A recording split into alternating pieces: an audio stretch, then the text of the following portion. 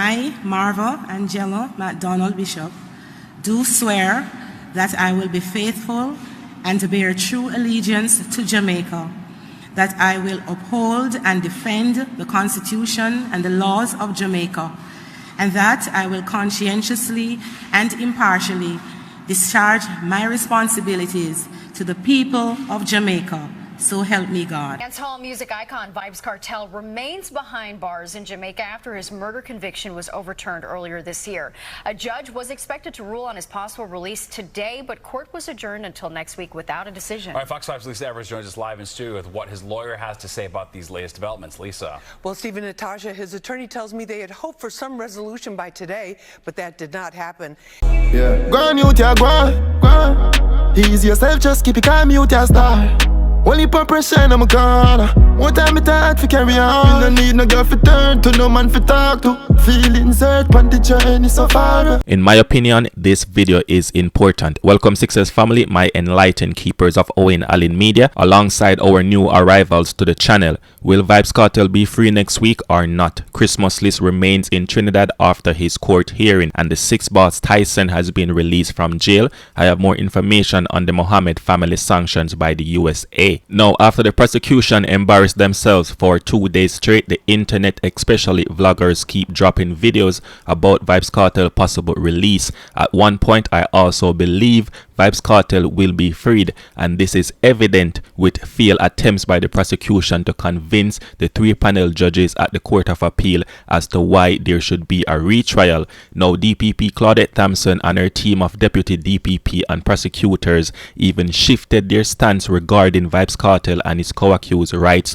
to a fair trial within reasonable time. Initially, and this is on day one of the prosecution opening arguments, acting DPP Claudette Thompson acknowledged a breach in Vybz Kartel rights but argued it was justified. However, the Crown now says there has not been a breach yet, though they acknowledge that a retrial might lead to one. To prevent such delays in a potential retrial, the Crown stated there are safeguards in place to avoid previous 3-year delay experience in the initial trial. This is where the issue lies. The Crown assurance that safeguards will prevent unreasonable delays in a potential retrial of Vybz Kartel and his co-accused will ultimately be undermined by the backlog of existing retrial cases that remain unresolved. They cannot promise a swift retrial. How can they? It would basically ignore the systemic issue within the justice system that have historically led to prolonged delays. Now, sending back a high-profile case like Vybz Kartel murder trial will only add to the problem rather than resolving it. My enlightened keepers of Owen Allen Media, the prosecution is playing Uno because they just use a reverse Uno card. The Crown reversal on whether there has been a breach of constitutional rights, it's just pure contradiction. The prosecution acknowledged a breach but justified it. Breach and justified cannot live in the same sentence. Just remember that. Ever since the first day, the inconsistency of the prosecution only weakens their argument by hours, by days, and now Jamaican people have seen what we all know ever since. The prosecution make-believe reliability of their assurance regarding future proceedings cannot be trusted. This brings me to the sad part that many people do not want to hear. The retrial hearing for Vybz Kartel and his co-accused has been extended to a 6th day, which now conclude on Tuesday, June 18.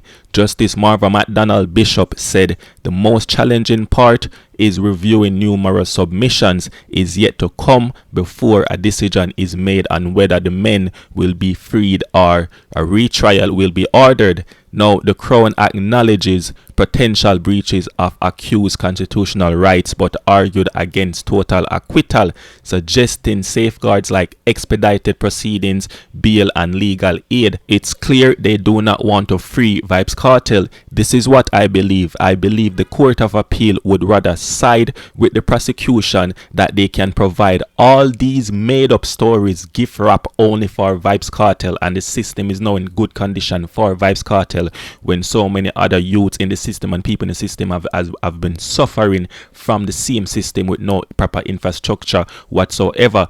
So while many are celebrating the prosecution 2 lackluster days in court, there is a big concern that the extension to a 6th day is an opportunity for the prosecution to recover and strengthen their arguments. This extra day is literally the judge giving the prosecution a chance to address their previous failures and present a more convincing case for a retrial. If the decision were based solely on defense and prosecution performance during the initial 5 days, it's evident that Vybz Kartel and his co-accused would likely be released. However, the additional day plus over the weekend to prepare means that the prosecution will come back even stronger than before, and now will try to put forth a convincing argument as to why there should be a retrial. Every Gaza Nation supporter should be nervous to see the prosecution given this chance, just when it feels like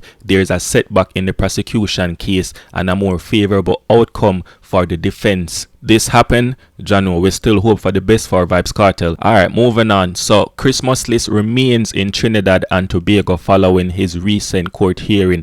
Unfortunately, he won't be able to leave the country until his next court appearance in August. After the court decision, Christmas List had hoped to return to his wife and his kids, but confirmed he will stay in Trinidad until his next hearing, which is expected to be around August 23rd. I have a video to share with you regarding that, but this is what I think, or this is what I believe regarding Christmas List situation. Christmas List is racking up interviews after interviews. Okay, fine. As it relates to information that the news put out, Chris just avoid the media at this point. Christmas List accused the media of spreading fake news about him. Now the issue is that if Christmas List had permission to leave for 4 days and chose not to leave, then it's understandable if the media thinks you will be leaving the country. It's also understandable why authorities in Trinidad are cautious about granting further travel permissions. Christmas List did not pick up his passport when he had the opportunity to, which led the authorities to retaining it. I get the feeling Christmas List has no real issue about staying in Trinidad because, I mean, it's still paying his bills by doing daily vlogs and all these other things. Check out these videos of Christmas List reacting to the situation. I've had a lot of sleepless nights. Normally I hide behind my glasses. I'm not an overly religious man, but thought I'd walk over here. There's crosses here, here, here. It's very peaceful. Little peaceful piece of land, but I did not get good news today. I didn't get bad news, but I didn't get good news. My next court hearing is the end of August, and unless a miracle happens, I'm here. I'm stuck. I'm not able to return home. A lot to digest. I thought in my mind I was heading home to see my wife and kids. It's not going to be that easy. This is going to be a tough, long battle that's going to be stretched out. I'm strong. It's not the news that I wanted, but it's the news I'm going to have to deal with. So here in Trinidad, fighting for my freedom. I know a lot of people, a lot of media is out to get me with lies. Gonna make me a stronger man. What more can I say? That is today's update. Bye for now. I see a lot of comments and questions regarding my passport. Did I have it? Did I not have it? Let me explain this to you very quickly. During my second bail hearing, I was granted 4 days to return home, meaning I had the opportunity to go to the police station and get my passport for 4 days only. I would have had to resubmit my passport to the police station 8 o'clock in the morning yesterday. That's factual. That did not give me ample time to go home. I didn't want to go all the way home. I haven't seen my family in 2 months, and I would have had to return for under 48 hours and then have to say goodbye to them. It didn't make sense. I thought I'm going to wait until today's hearing, then go home for a month or two. Okay, so yes, I was granted the opportunity to get a passport, my passport back for 4 days only. I didn't go. If you notice, I did not leave the country. Therefore, I did not pick up my passport. I never physically. It says Christmas List leaves Trinidad and Tobago today. Haha, but yet I'm here. Fake news. I'm not going anywhere because I don't have a passport. I don't have the ability to leave. This just shows you this is mainstream media with lies. Lies. I want to leave. I can't. I'm stranded here. My next court date is the 22nd of August. And unless a miracle happens, I'm here until then. So guys, live and learn. Do not keep falling for this fake news. If you want authentic news, you follow me. Comes from the horse's mouth. And if you don't believe me, check it out tomorrow. You'll see me here, Trinidad and Tobago. I love you. Calvin Lee, also known as Tyson 6ix boss, has been released from jail, although there are no official media reports detailing the conditions of his release. We can confirm that Tyson is a free man and was recently on Instagram Live listening to Squash Big Breeze. Tyson was arrested in January for allegedly being the head of a criminal organization and was denied bail on gang-related charges. He was remanded in custody by Master of High Court. Now Tyson faced charges of possession of a Glock 19 pistol, 11 rounds of a 9mm ammunition. Now, as I said, the specifics as to why he was released on whatever conditions remain unclear, but he's currently back in his hometown. The sanctions imposed by United States Department Treasury Office of Foreign Assets Control on the Mohamed family and government official May Thomas are limited to 3 individuals identified by the U.S. This information comes from the U.S. Ambassador to Guyana, Nicole Theriot, who clarified that. So listen to what she had to say. Levels of corruption and human rights abuses.